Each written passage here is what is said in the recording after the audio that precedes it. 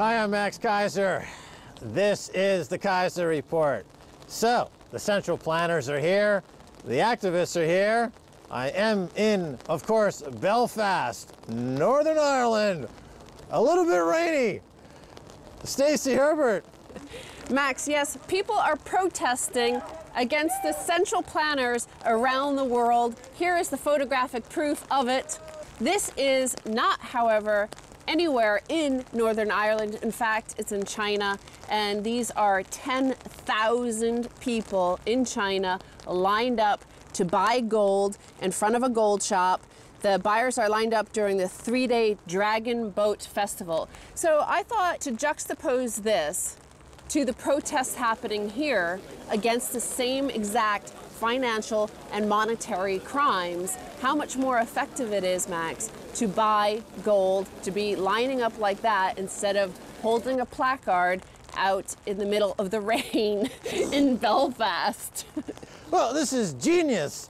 When you brought this to my attention, I immediately thought, wow, Stacey Herbert has done her homework on this one, because we have two simultaneous events happening around the world. We have two groups of people who are really protesting in their own way against the same central planners and central bankers. They're both part of the global insurrection against banker occupation. Here in Belfast, you've got a group of people with placards. They're on the street. They're waving them. They have little guitars they're playing, and they are trying to get the G8 to behave in some other way than they have been behaving for decades, versus the people in China that are voting with their brain, they're voting with their pocketbook, they're buying gold, they're buying silver, because they know that the end game in all of this G8 and other related global summits, could be Bilderberg, will be a bond apocalypse and a total meltdown of fiat money systems. And if you don't have gold and silver, you're going to be out there really in the rain talking to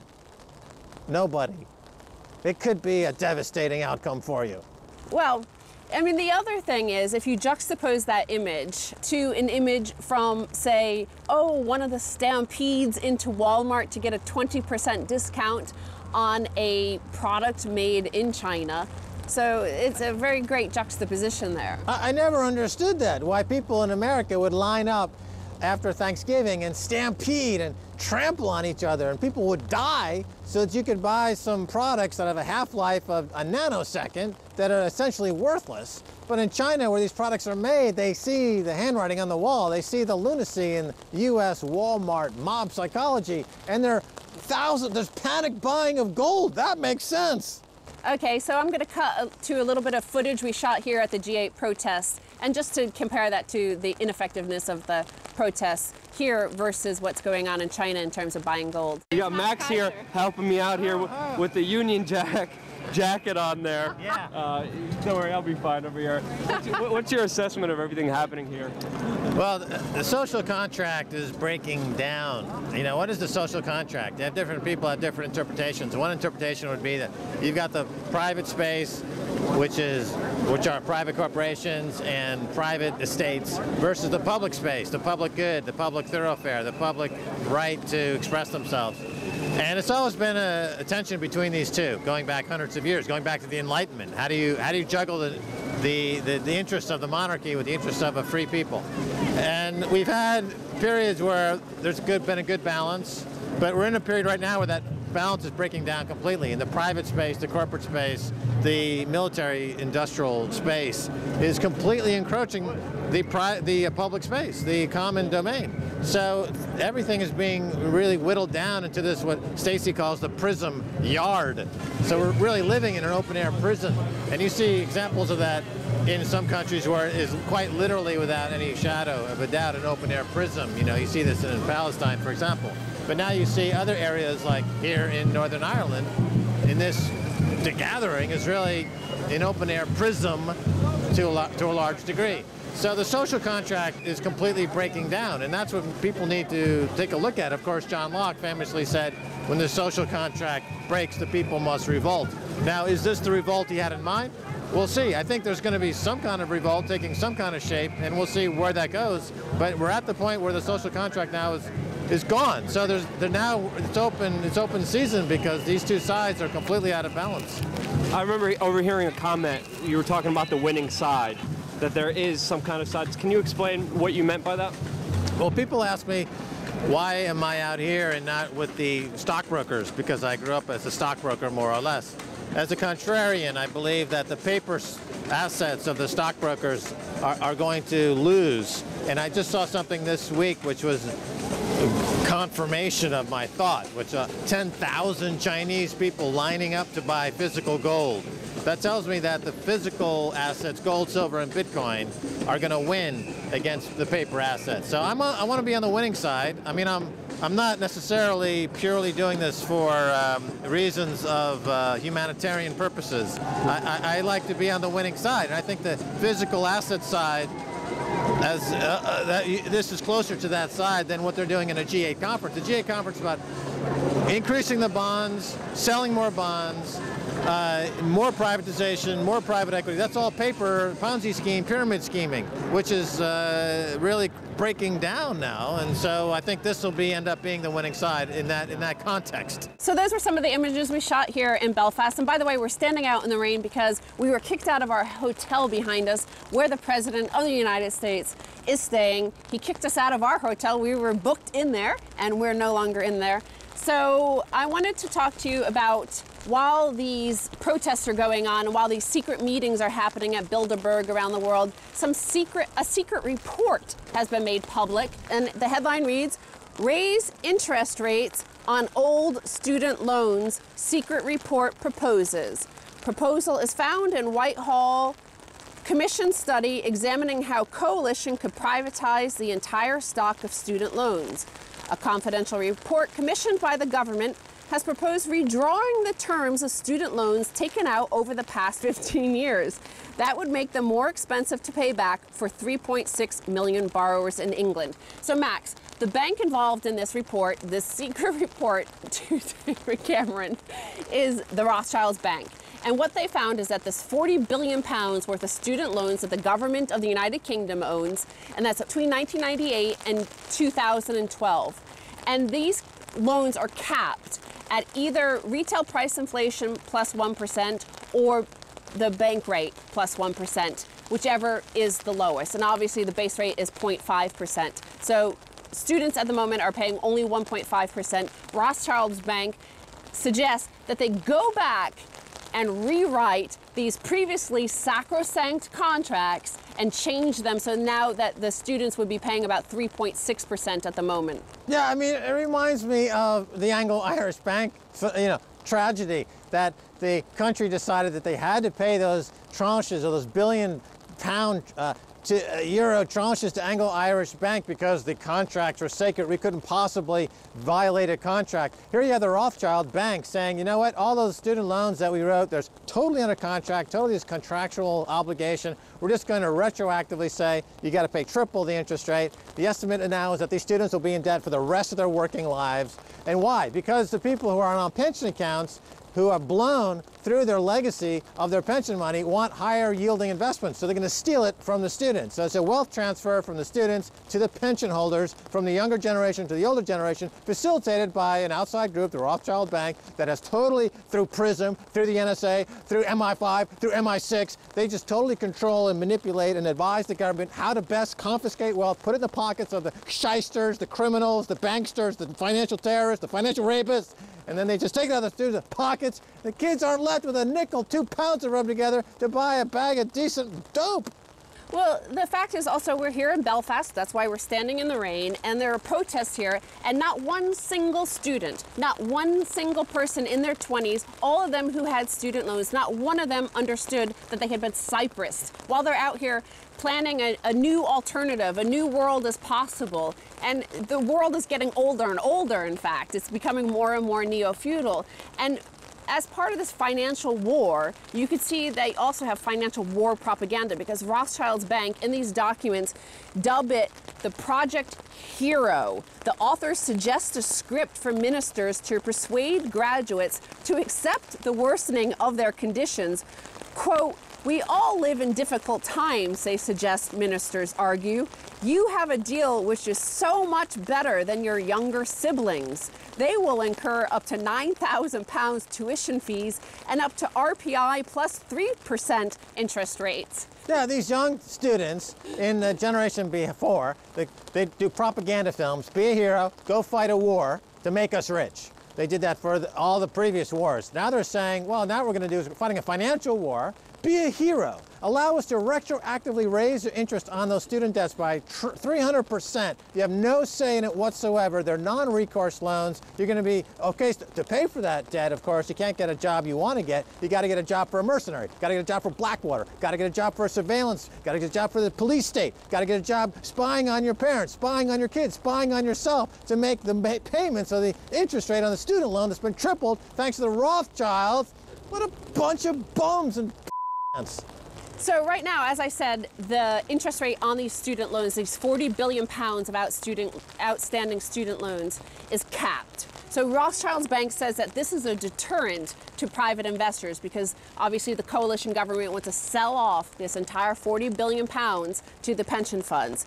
He said in order to sell as much of the loan book as possible, the financiers advise that the government underwrite the risk with a financial instrument called a synthetic hedge, in effect, using the public finances to guarantee returns to private investment. Right, so, so the Rothschilds want the government to triple the interest to the kids on the student loans, and they want the government to guarantee in case anything goes wrong by allowing them to create a derivative product, a synthetic CDO or synthetic hedge of some manner, and of course those are all blowing up, and they are bailed out through quantitative easing, through Mervyn King and now Mark Carney, who just pumps money into the system to keep interest rates artificially low so he can finance the bond pyramid scheme and programs like George Osborne's Help to Buy scheme, a pyramid scheme which is helped by this same type of artificial money printing.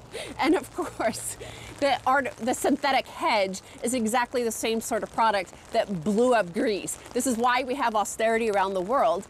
And of course, you know, here in Belfast, the protesters, many of them had signs and placards saying down with capitalism, capitalism has failed. And I'm going to show you and prove again, once again, that in fact, we don't have capitalism. It's called gangsterism, it's command and controlism. It's not whatever they say it is. Yeah, one thing that hasn't been reported on that we discovered here in Belfast is that the suicide rates are skyrocketing. Thanks, Rothschild. Well, Rothschild's bank itself says the financial risk is best taken by government. Second best is being taken by graduates. And lastly, by investors who want inflation protection. So capitalism is supposed to be about investors taking risk. It's about, they're the ones that are supposed to be the qualified investors who understand risk and manage risk and save the global economy from concentrated risk. No, it's propaganda. Of course, they don't want to take any risk. They just want all the reward. And of course, it will be highly inflationary, and the Chinese people see that quite obviously. That's why there's a buying stampede for gold and silver before it breaks through that paper ceiling and skyrockets to $10,000 an ounce. All right, Stacy, that's all the time we have for this really nice and dry first half of the Keiser Report. Thank you, Max. Don't go away, much more coming your way. Stay right there.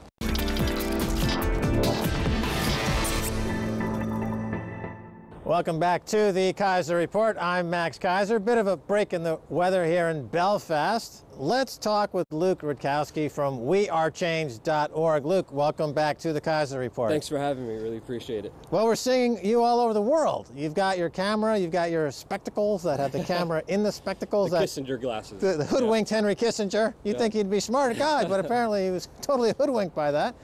And that's available on YouTube as well, the video you did of Henry Kissinger. But tell us about what you just come back with a great story. We call it the Potemkin Village. Tell us about it, and then, well, let's play the video first. We'll cut to the video, and then we'll talk about it, okay? Let's cut to that video. This is Luke Rutkowski reporting in very sunny and beautiful Belfast, Northern Ireland. And I didn't really believe it until I actually saw it myself. But because of the recent economic crisis, well, really because of the banksters looting the economy for their own personal benefit and creating a crisis, the government here in Northern Ireland has decided to spend over £2 million on this fake storefront of a store that used to be here. I mean, instead of maybe doing something beneficial with tax-paying money, they put it on fake PR And I'm actually here with Matt, who's a local resident of the town. And Matt, I just really wanted to know, when you were walking past here or driving past here and saw these, what was your first reaction? Well, I was just driving down in my car and I thought one day last year, oh cool, they've put some new shops here. That was really quick. I don't know how they did that so quickly. And then like I got out of my car and closer and I walked over and then it doesn't look right here, you know, and it's really obviously fake, but I mean, some people just driving past like could be fooled by it, but I know a lot of like my neighbors and stuff, they all think it's really stupid. Everyone else thinks it's really stupid.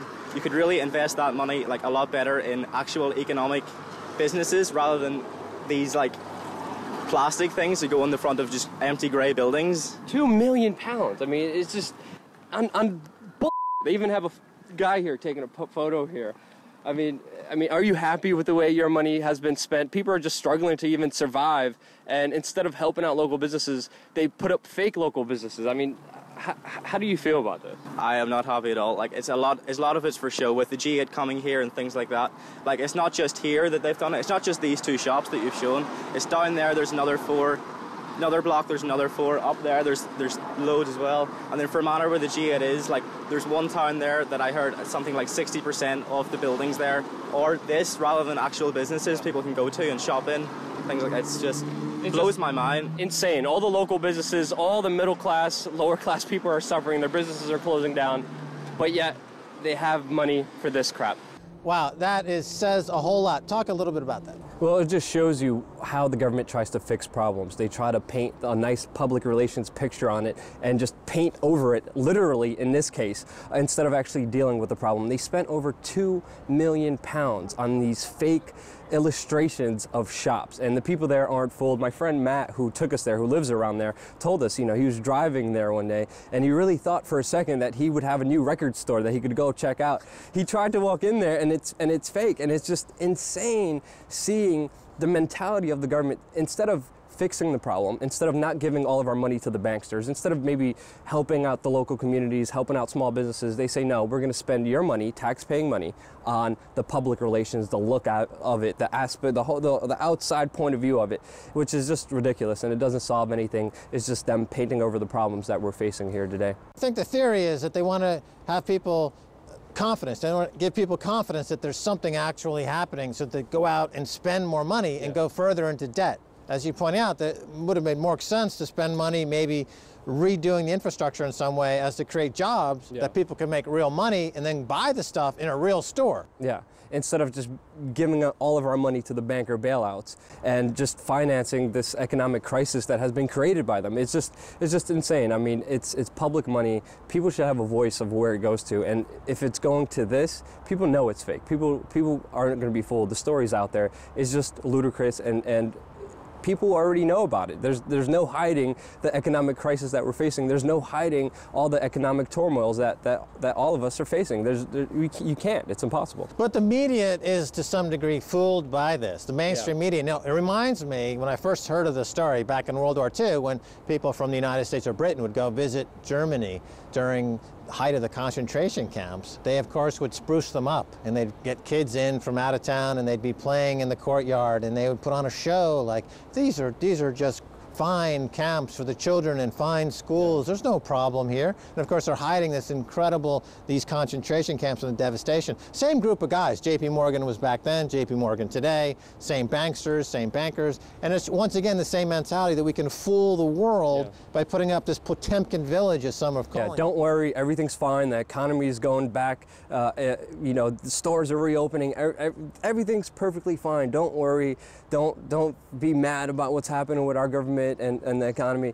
It just paints this fake reality, this fake picture, and you do see the mainstream media do that. They're propping up all these fake fiat money currencies, and they're just trying to stay afloat, but they're still wintering in the water. It's still extremely fragile, and it's just ridiculous to see this fake picture painted of it. Let's talk a little bit about Belfast now. The folks here are coming together. They're protesting against the G8. There's another world is possible. But when you talk to people here, they seem to be trapped between two extremes. Either they are totally anti-capitalist with a very narrow definition of what that means, or they're very pro-socialist with a definition of what even that means. Yeah. Is it as relevant as that economic theory was or has been in the past? Because as many have said, and I believe you have even said this, you know, if you're going towards socialism, you're arguing against big government to get even bigger government, yeah. right? Talk Yeah. about that. I mean, it sometimes boggles my mind to see these people calling for more government while saying the government is the problem. I think a lot of these protesters, they see what's happening now as real capitalism. They see this as, this is how capitalism works. It's not. It's crony capitalism. It's fake capitalism. It's more of a plutocracy, a government run for and by the rich. That's what we're facing right now. Sadly, some of these people don't see it. They use very simple language and they just paint capitalism as this big problem, and that's what they have to go after. And the answer is the total opposite of that, which is socialism. But they're missing the main point. It's government. It's government that's propping up this plutocracy. It's government who's going to be running socialism and communism and is going to have full control. And that's where we're slowly coming into, full control, full dominance by government, controlling our lives, controlling where we could go, what we could do. I mean, even here, the people protesting here had to get permission and permits. As you know, Stacy told me before, whenever you want to protest here, you have to ask the government, please, can we have a protest? Can we have a permission from the government? That's not freedom of speech. That's no freedom. And they're slowly taking that away. And some of the people here, I wish they would get it. I wish they would understand it. Some of them don't. I don't fault them, because it's very easy to just get into a group mentality, a group kind of thinking, collective thinking, instead of just looking at the problem outside and seeing, wait, throughout history, it's always been the government that has been propping up and helping out the few wealthy elites. And it's going to be that no matter if it's socialism or crony capitalism, which we have now. The capitalist model has morphed or mutated so that there's a fusion of the big interest of government, the big interest of corporations, and you have the classic definition of fascism. Yeah, and they're getting away with murder. I mean, HSBC, financing drug cartels, financing the murder of local innocent people in Mexico. What happens to them? They get a slap on the wrist. Yeah, 60,000 Mexicans beheaded because of HSB money laundering. A little slap on the wrist. People like Jeremy Hammond, the hacker who hacked into Stratford, releases public documents for the public knowledge of everyone, showing how a private company is spying on activists and journalists. He goes to jail for 10 years. He just pleaded guilty to the charges because he was facing 35 years. I mean, look what happened to Aaron Swartz, even Weave, the famous hacker. I mean, it's just, you just see the double standards right in your face. If you Aaron Swartz, you know, just to fill it in there, to give some context, you know, hounded to death by the MPAA. FBI watching him, surveilling him, watching his family, recording everything he did. Faced 30, 40 years in Gulag, American Gulag. 35 to life. And killed himself, essentially. For releasing books and documents from colleges and making them public so the people could benefit off them. So you see this total hypocrisy of people who release information and free information and provide it to everybody. Those are the people who are going to go to jail. The people who are actually doing the illegal actions, helping mass murderers, helping drug cartels. If you have enough money, you'll be fine. You'll be good. And those people are set free or are walking free today, which just shows you the double standards of this crony capitalism system that we're living in. I don't know if you know William Bonsai 7, but he's an online artist. He's a kind of a financial artist, and he got a takedown notice from the MPAA, from essentially the copyright cartel, because of his reference to NSA in one of his works.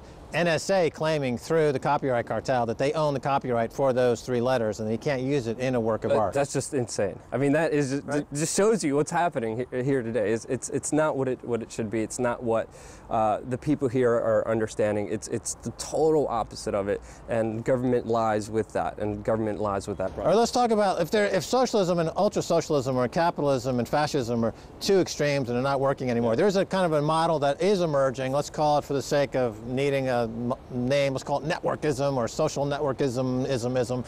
And of course you are in this because you are here, but a lot of it's crowdfunded or contributions, donations. So you're using the element of a societal contribution. However, you're here, and obviously We Are Change and others are relying on of a commercial interest. So it's kind of a fusion of the two. So we got about a minute left. Just talk about how you are leveraging some of these aspects to bring journalism, and unfiltered, unembedded journalism to the people. To me, right now, in this day and age, we have the mainstream media, which is controlled by 6 conglomerates. Alternative media, the tools are there. The truth is literally in your hands. It's in your cell phone. It's just keep talking, all keep of us talking. who take it out there Keep talking, and Luke. expose what's happening and Keep show going. the world what's Tell happening. the people, tell the and people. It's all about to take, we all have to take it within ourselves to take responsibility and show the people exactly what's happening. We could do that right now. The technology is there. If people like what they're seeing, they support it. If they don't, we wouldn't be here in Belfast reporting for you live, unedited, showing you exactly what's happening. So the website is wearechange.org? Wearechange.org. The YouTube channel is the best thing to do if you want to check out all the videos. And we're going to be doing this all over Europe. Can't wait. Awesome. All right, well, thanks so much for being on the Keiser Report. Thanks for having me. All right. That's going to do it for this edition of the Keiser Report with me, Max Keiser, and Stacy Herbert. I want to thank my guest, Luke Rudkowski of wearechange.org. If you want to send me an email, please do so at keiserreport@rttv.ru. Until next time, Max Keiser saying bye, y'all.